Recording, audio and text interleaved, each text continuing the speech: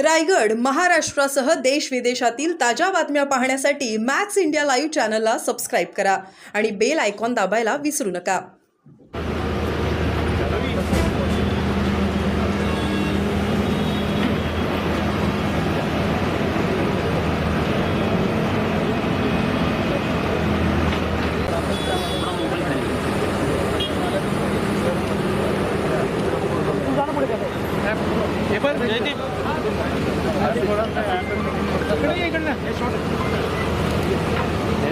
थोड़ा कामात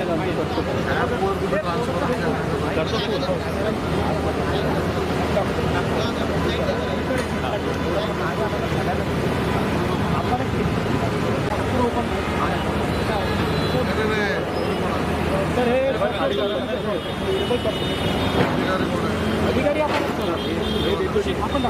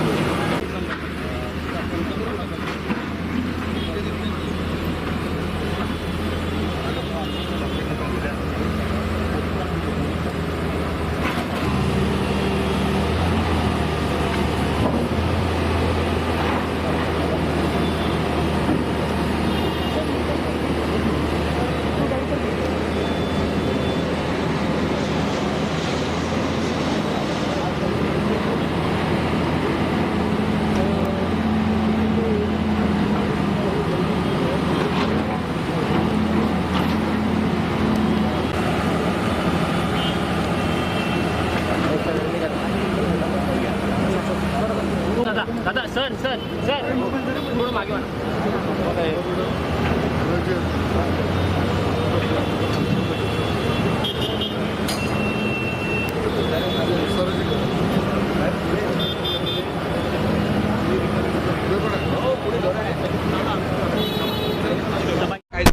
ठेवलेला आहे. मुंबई उपनगरात आज नाले सफाईची पाहणी करताय. काय एकूण नाले सफाईचा आतापर्यंत आढावा आलेला आहे?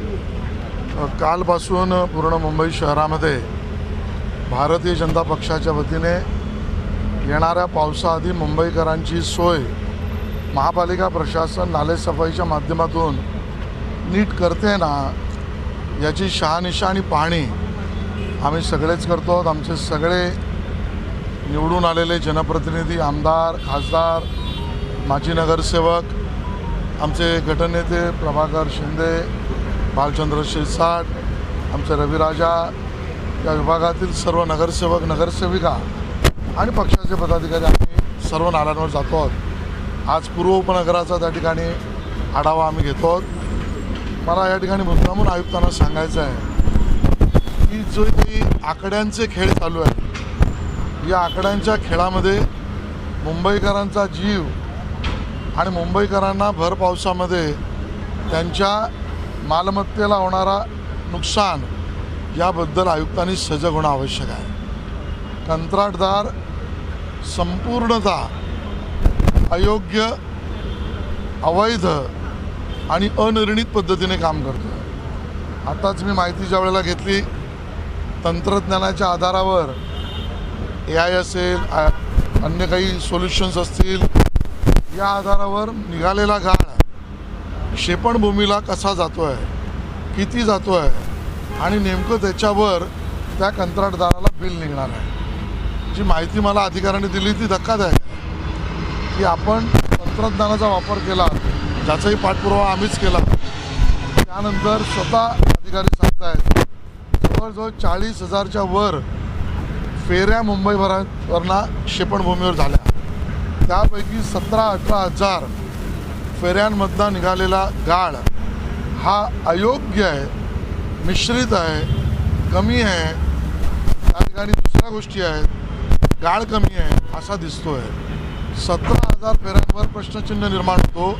याचा अर्थ मुंबईतल्या नालेसफाईतल्या गाळातील क्षेपणभूमीवर जाणारा गाळ यामध्ये कुठेतरी खट्याळपणा आहे आणि तो 40-45% आहे. 40-45% आकडे जर खोटे महापालिकेलाच वाटत असतील तर त्या कंत्राटदारांवर काय कारवाई करणार हा प्रश्न एक. आणि मग उरलेला गाळ अजूनही नाल्यातच आहे का, तर तो कसा काढणार. नंबर 2, आयुक्तांनी रस्त्यावर उतरावं आणि काम पूर्ण करावं अशी आमची मागणी. अशीची म्हणजे एकूणच तुम्ही या नालेसफाईवर नाराजी व्यक्त करत आहात. आमची त्या ठिकाणी 100% नाराजी आहे. कारण मुंबईकरांचं हित याचसाठी तर आम्ही आणि महापालिका आहे. आणि म्हणून मुंबईकरांचे एका अर्थानेच सेवक म्हणून शेवटच्या 31 मेच्या तारखेपर्यंत हे काम जास्तीत जास्त पूर्ण झालं पाहिजे, 100% झालं पाहिजे, याचा पाठपुरावा आम्ही करू. एकीकडे मिठी नदी प्रकरणामध्ये आता EOW कारवाई करते. तुम्ही धक्कादायक समोर आणलेला आहे की 45% पर्यंत हा सगळा अशा प्रकारची परत या संदर्भातली मागणी करणार की EOW आता तिकडे आता आम्हाला मुंबईकरांची सेवा करायची. आरोपाने प्रश्न सुटत असतील तर आम्ही आज आरोप करू. आज आम्ही रस्त्यावर उतरलो याचं कारण आम्हाला दिलेल्या कायदेशीर गोष्टी पूर्ण करून घ्यायच्या आहेत. ती आमची जबाबदारी मुंबईकरांच्या वतीने आम्ही मागतो. अजूनही ही प्रक्रिया आमची नाले पाहणी, त्याच्यावर पत्रव्यवहार, त्याच्यावरच्या बैठका या आम्ही घेऊ. त्यात बदल झाला नाही तर योग्य वेळेला ती मागणी काय कारवाईसुद्धा करायला राज्य सरकार तत्पर राहील. थोडा वेगळा प्रश्न, काल मध्यरात्रीपासून आपण सगळं वातावरण देशभरातलं पाहतोय. हल्ले प्रतिहल्ले होत आहेत. भारताने चोख प्रत्युत्तर पाकिस्तानला दिलेलं कसं पाहताय? मला वाटतं आपलं वीर सैनिक जे काम करत आहेत, पूर्ण देश त्यांच्याबरोबर आहे. माननीय पंतप्रधान, सर्वपक्षीय बैठक, संरक्षण विषयातली जी समिती, या सगळ्यांनी आपण आपल्या तिन्ही सेनेला पूर्ण स्वातंत्र्य दिलं आहे. आपल्या तिन्ही सेना मजबूत आहेत, आपल्या सीमा सुरक्षित आहेत.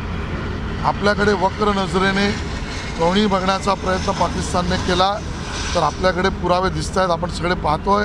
आपले सैनिक त्याला चोख प्रत्युत्तर देऊन नेस्तनाबूत करत आहेत आणि त्यामुळे आपल्या सैन्याला, तिन्ही सैन्याला सलाम करावा तेवढा कमी आहे. आणि संपूर्ण राष्ट्र म्हणून पाकिस्तानच्या कुरघोड्यांवर 100% नेस्तनाभूत हीच सरकारची आणि सेनेची आणि भारतीयांची मनोकामना आहे. ते पूर्ण होईल ही आपण अपेक्षा करतो. एकूणच कालपासून बघितलं आपण तर बलुचिस्तान तिकडून हमला करताय, मध्ये गृहयुद्ध देखील पाकिस्तानचं, म्हणजे मोदीजींची स्ट्रॅटर्जी आहे 15 दिवसातली. मला वाटतं याच्यावर आमच्या स्तरावरच्या कोणी बोलणं हे अपेक्षित पण नाही, योग्यही नाही. ज्या घडामोडी राजनैतिक, स्ट्रॅटर्जिक, डिप्लोमॅटिक, डिफेन्स, संरक्षण व्यवसायातल्या या सगळ्याचं काम ज्यांच्याकडे देशाने दिलं आहे ती सगळी आपली मंडळी माननीय मोदीजींच्या नेतृत्वात आणि भारतीय सैन्याच्या नेतृत्वात काम करत आहेत. आपला त्याच्यावर विश्वास आहे. या सगळ्या गोष्टींवर शब्दच्छल आणि राजकारण आम्ही करू नये. अन्य कोणी करत असेल तर ते चूक ठरेल. शेवटचा प्रश्न, राष्ट्रवादी, 2 राष्ट्रवादी एकत्र होतील आता. शरद पवारांनी जे काही सुतवाच केलं आहे कसं पाहता येईल? माननीय पवार साहेबांनी काय भूमिका घ्यायची आहे त्यांचा प्रश्न आहे. त्यांच्या पक्षातले आमदार त्यांना काय सांगतात ही त्यांच्या पक्षाची अंतर्गत भूमिका आहे. त्यांनी त्यांच्या आमदारांचं ऐकायचं की नाही हा त्यांच्या नेतृत्वाच्या भूमिकाचा. आजपर्यंतचा इतिहास बघता पवार साहेबांचं म्हणणं आणि प्रत्यक्षातला निर्णय याचा अर्थ एकच काढता येतो, कहीं पर निगाह कहीं पर निशाणा. ते राष्ट्रवादीला काही सांगू पाहत आहेत का ते उद्धवजींना काही सांगू पाहत आहेत? ते स्वतःच्या आमदारांचं काही वेगळं करू पाहत आहेत का अजून त्यांच्या जुन्या मित्रपक्षाला काही टोचणी देऊ पाहत आहेत. उलगडा त्यांनीच करायचं आहे.